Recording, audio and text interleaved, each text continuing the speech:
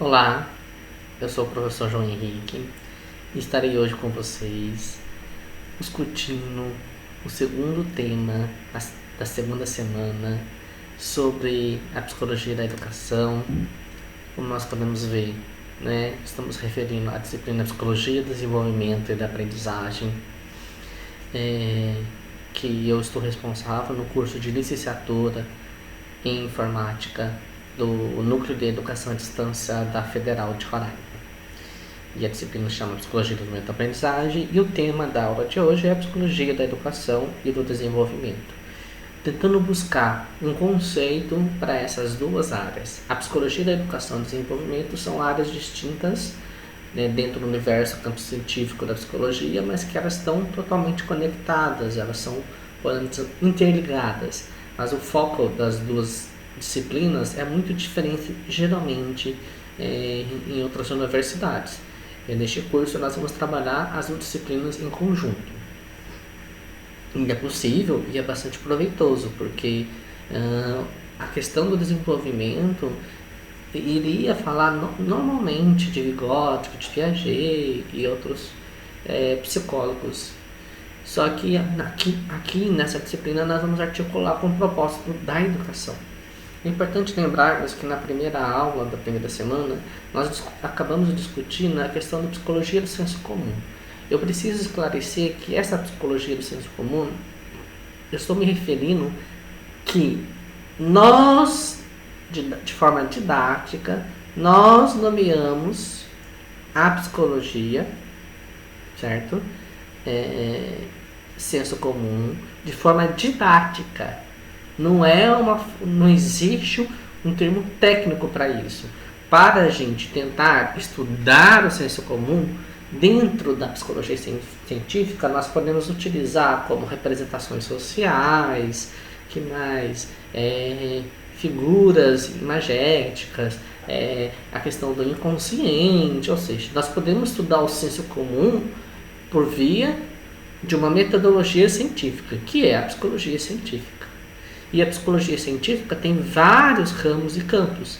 E o campo que nós vamos tratar na aula de hoje é a psicologia da educação e do desenvolvimento. Então, primeira coisa, compreender esse contexto histórico de como surgiu a psicologia, como eu disse na aula anterior, que a psicologia se constituiu como disciplina, como ciência no século XIX, quando ela ganhou autonomia em relação à filosofia, e a psicologia da educação ela surge no começo do século XX. Ela surge justamente como um corpo doutrinário proposto por Edward Tronick. E aí, o que acontece? A disciplina Psicologia da Educação começou a fazer parte, das escolas normais, que é a formação dos professores, do primeiro ciclo, vamos dizer, na época, Principalmente porque a psicologia estava em voga não nos Estados Unidos, não só nos Estados Unidos, como na Europa. Consequentemente, o Brasil também importava essas ideias e trazia para cá a questão das discussões da área de psicologia. A psicologia experimental foi muito forte na Europa. Inclusive, na área da educação especial, por exemplo, Helena Antipov, que foi aluno de grandes pensadores da Rússia, da Suécia e etc., ela trouxe esses conhecimentos da psicologia da educação e foi pioneira nisso no Brasil. Então, tanto a psicologia quanto a educação sempre está inserida em um contexto histórico, político, econômico, social. Então, a psicologia da educação vai surgir justamente para tentar lidar com essa demanda, com essa questão da aprendizagem, de como podemos ensinar, como as crianças aprendem, como elas se desenvolvem, como é o trabalho, como a criança pode absorver o conhecimento. Isso está muito associado ao momento histórico que está sendo vivenciado. Então, a psicologia ela vai evoluir através da oposição às teorias radicais. Sempre vai ter muitas teorias, a gente conhece só uma parcela disso, mas é uma parcela significativa, importante, que conseguiu se estabelecer. Mas existiram sempre outras teorias, outros tipos de pesquisas, Então, é importante lembrar que a ciência nunca é neutra, nem desinteressada. A ciência ela está ligada a interesses históricos, políticos, ou seja, a ciência psicológica também está de acordo com certos interesses, por exemplo, que vai ser uma discussão lá da semana 7 e da semana 8. Justamente, quando nós tivemos nos anos 90 a discussão do fracasso escolar, e muitas pessoas estavam discutindo, antes mesmo, a questão que era melhor a alimentação, porque aí assim as crianças poderiam melhor compreender. A questão da merenda se tornou não simplesmente por uma questão da criança estar a maior parte do tempo na escola, mas porque isso ajudaria ela a aprender mais. Então existe a educação alimentar nutricional, educação compensatória, ou seja, ou educação tentando explicar que a criança não aprenderia por problemas familiares. Então nós temos esses discursos, né, que são discursos que foram enviesados, que alguns psicólogos em determinado momento reforçaram, mas que com a medida que foi fazendo uma pesquisa científica, foi desconstruindo isso. Por exemplo, no Brasil, Pato é uma pesquisadora da USP que desconstrói, desmonta esse discurso do fracasso escolar. Eu trouxe uma tirinha que é extraída do livro do Perrenot, que é: a partir de agora o aluno se automotivará, se autoinstruirá, se autoavaliará, se autocorrigirá e se autopunirá. Aí os outros dois. É cada vez mais complicado ser professor. O que isso te desperta? O que isso te motiva? O que isso gera em você? O que tem a ver com a disciplina da psicologia? Será que nós sempre vamos encontrar respostas para tudo? Sempre a psicologia vai dar conta daquela realidade?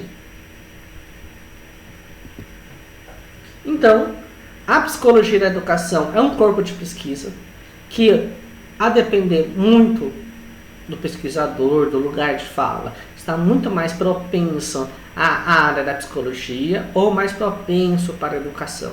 Então, a psicologia da educação é um espaço intermediário que se vale dos conhecimentos da educação e do conhecimento da psicologia. Então, a psicologia da educação, a psicologia oferece à educação, primeiro, uma questão científica, que é o conhecimento dos problemas que interessam, como eu vou tratar esses problemas, qual é o método. A segunda, profissional, ou seja, a introdução do psicólogo na escola, ou seja, uma pessoa que pode contribuir no processo educacional.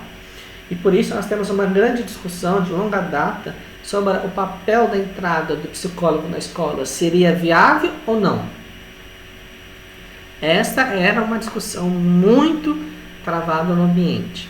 E hoje nós podemos dizer que ainda não foi resolvido e ainda temos divergências que podemos discutir em outro momento.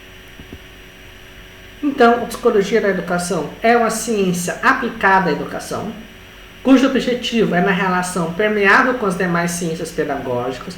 Quais são as outras ciências pedagógicas que envolvem, né? É filosofia, sociologia, história.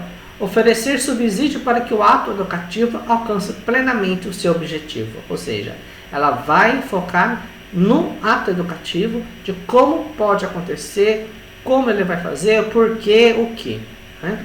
Então, o termo educacional está adjetivado no sentido de que ele ganha uma conotação muito mais peculiar à questão da psicologia.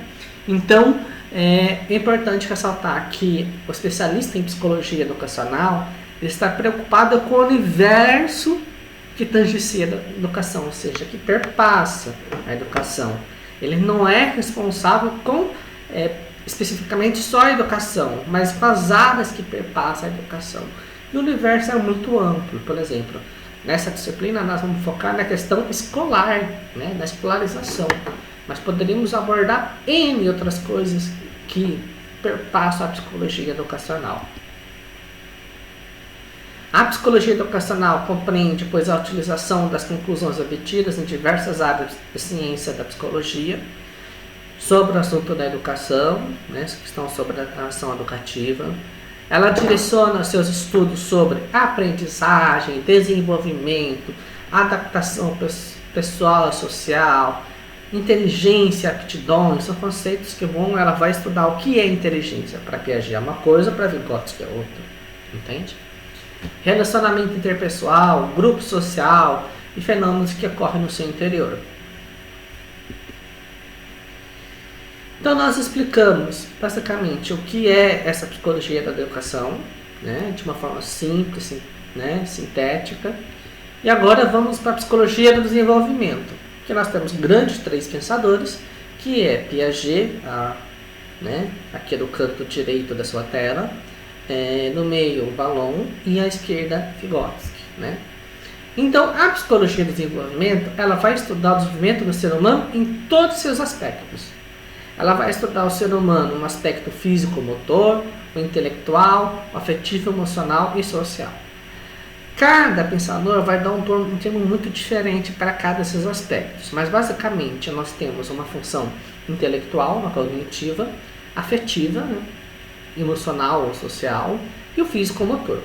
Então a psicologia do desenvolvimento, ela vai observar, descrever e explicar as mudanças mais significativas no decorrer do desenvolvimento da criança, ou seja, desde o processo de gestação, né, até a morte do indivíduo.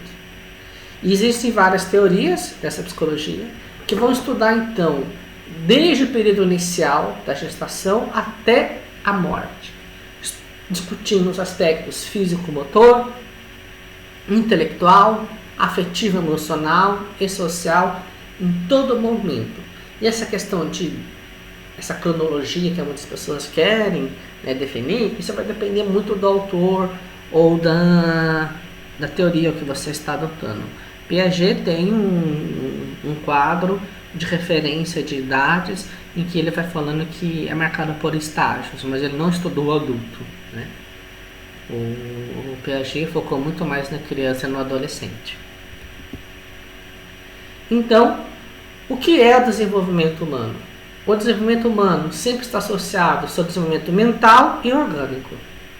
Ou seja, o nosso desenvolvimento, ele não é só nosso corpo crescendo e se desenvolvendo, mas também a nossa capacidade cognitiva, afetiva, sendo moldada, transformada. E isso que é a questão dessas aparecimento gradativo das estruturas mentais. À medida que nós vamos estimulando o nosso cérebro e a capacidade de desafiá-lo, nós vamos evoluindo. Se o homem chegou a esse estágio que nós estamos hoje, é essa capacidade intelectual, é graças a esse acúmulo de conhecimentos, né, que está aí presente na humanidade, que permite que ele avance. Então nós, por exemplo, quando nós vamos para a escola, o nosso desenvolvimento mental vai sendo estimulado. Consequentemente, a pessoa que não vai para a escola não vai ser estimulada? Vai ser estimulada. Mas o direcionamento para onde que vai o seu desenvolvimento será muito diferente. Uma pessoa que viveu a vida trabalhando na roça sobre certos conhecimentos específicos, ela não dá conta, certo? Ela não dá conta justamente porque esse crescimento, o desenvolvimento dela é muito diferente, né, do de quem estudou. Então a linguagem, a compreensão, a análise, ela pode resolver os problemas, mas vai ser muito diferente a abordagem, a solução, ou seja, um conhecimento diferente, né? Então, o desenvolvimento humano, a gente vai poder conhecer melhor cada ser humano, observar e interpretar os seus comportamentos.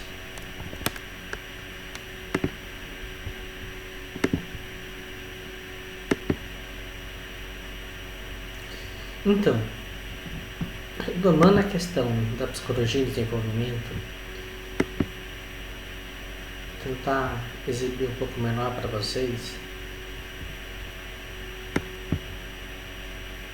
Pronto. Então nós estávamos falando sobre a questão da psicologia da educação, explicando as diferenças, como elas têm se constituído, a psicologia do desenvolvimento, a importância. Então quero reforçar essa questão, explicar que a escolaridade é fundamental para que o indivíduo tenha acesso aos conhecimentos científicos e que isso propicie o seu desenvolvimento. Isso não torna o ser humano não melhor que o outro que não teve escolaridade, não. A escolaridade é um direito de todos, e que é pela escolaridade que alguns podem ir à luta dos seus direitos, conseguir compreender os mecanismos de alienação, de ideologia que estão presentes nessa sociedade. Então, quais são os fatores que influenciam o desenvolvimento humano? Ou seja, quais os fatores que interferem, no desenvolvimento mental e do crescimento orgânico? Primeiro, hereditariedade. Ou seja, a hereditariedade faz parte nos nossos genótipos, fenótipos, ou seja, a cor do cabelo, a cor da pele, o tamanho, a estatura, as doenças pré-existentes ou não, enfim, tudo isso vai influenciar o nosso crescimento orgânico, vai nos influenciar. Agora, não na questão mental. A hereditariedade, a não ser que existe alguma síndrome que esteja registrada em determinado gene e que a criança herda esse gene, e aí pode ser que venha com a mesma situação. Exemplo, um casal que tem uma síndrome, é um casal com síndrome de Down.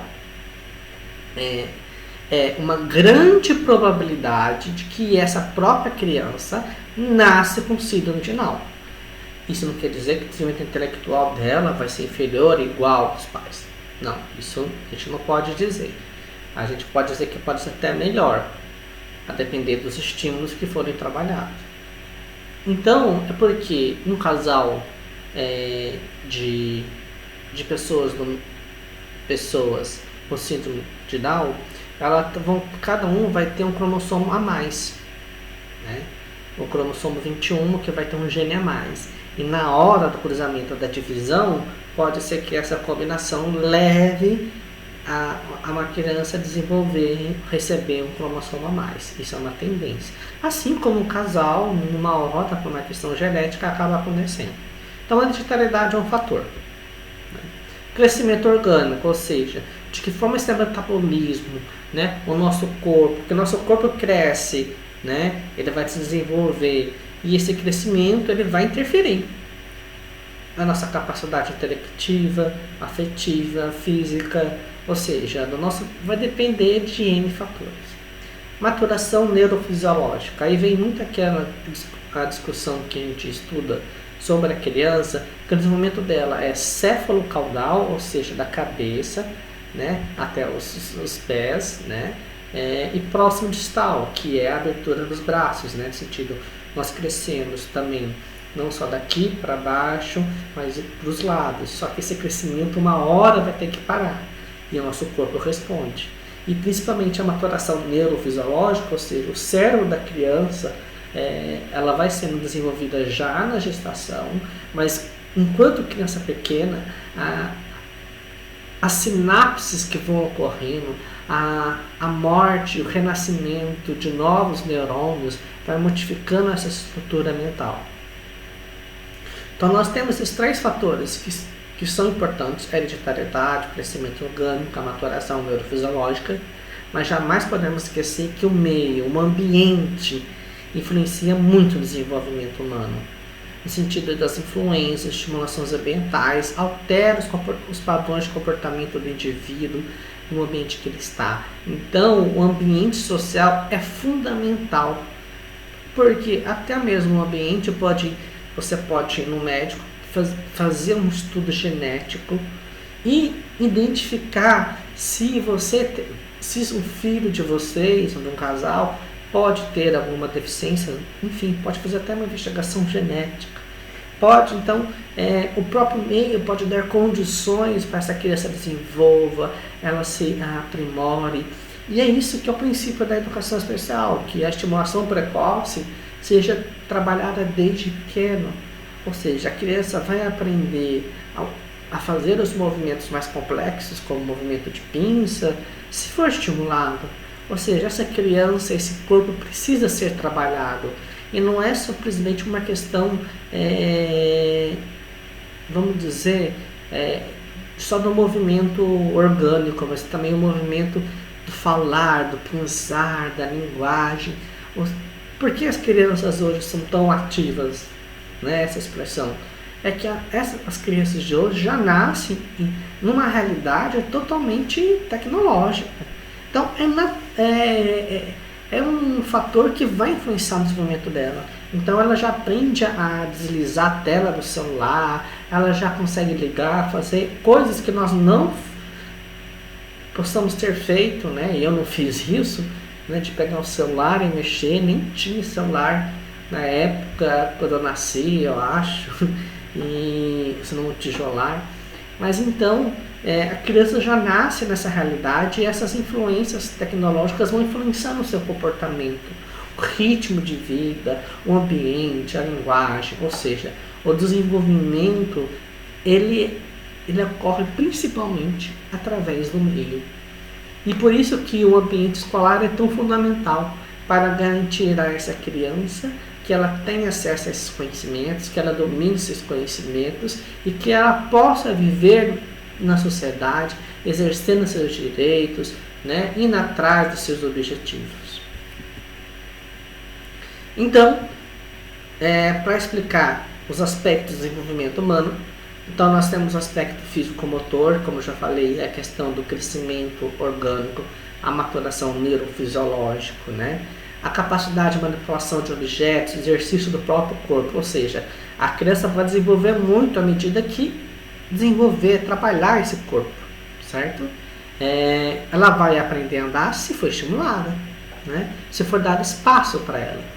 Aspecto intelectual, a capacidade de pensamento e raciocínio, ela será desenvolvida e isso está latente no indivíduo desde que isso seja trabalhado.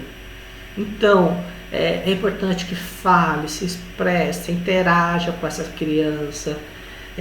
Às vezes ela não emite a resposta como nós queremos, mas ela tem a sua linguagem, o seu corpo é uma forma de dizer, de expressar.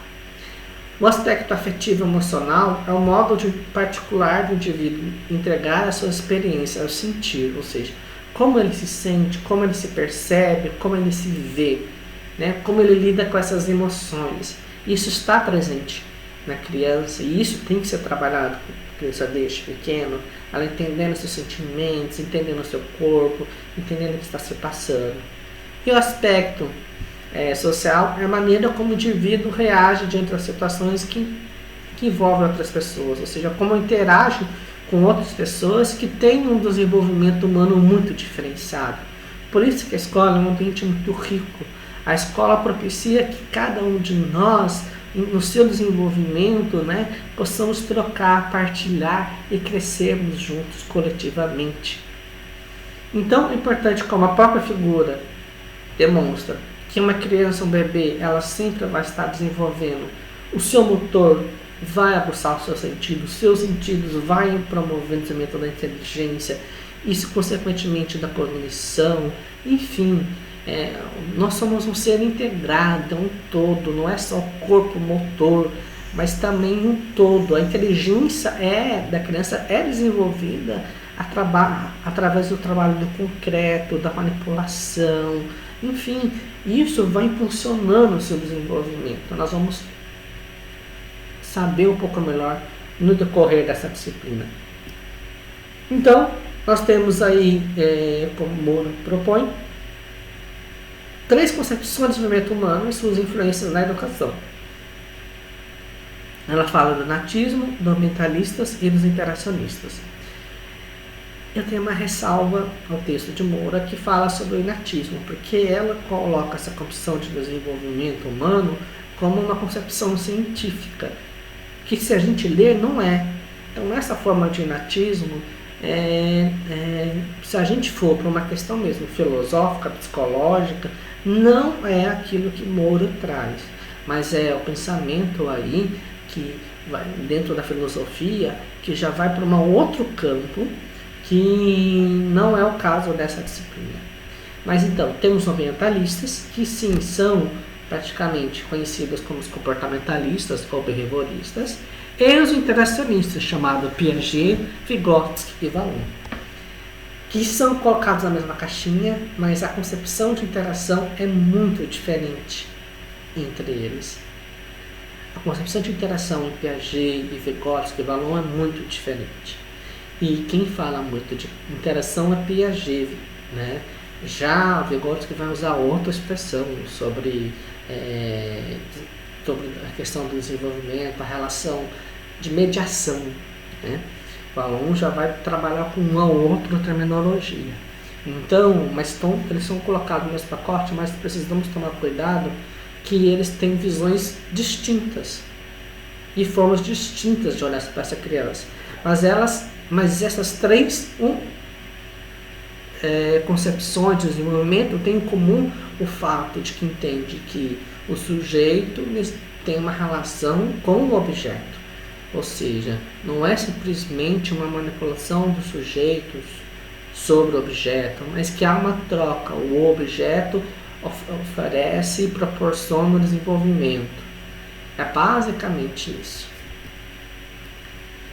Então, nós temos o primeiro texto, uma tirinha aqui, né, que vamos ver a historinha do Calvin. Ele está com um sapo, indo para uma escola.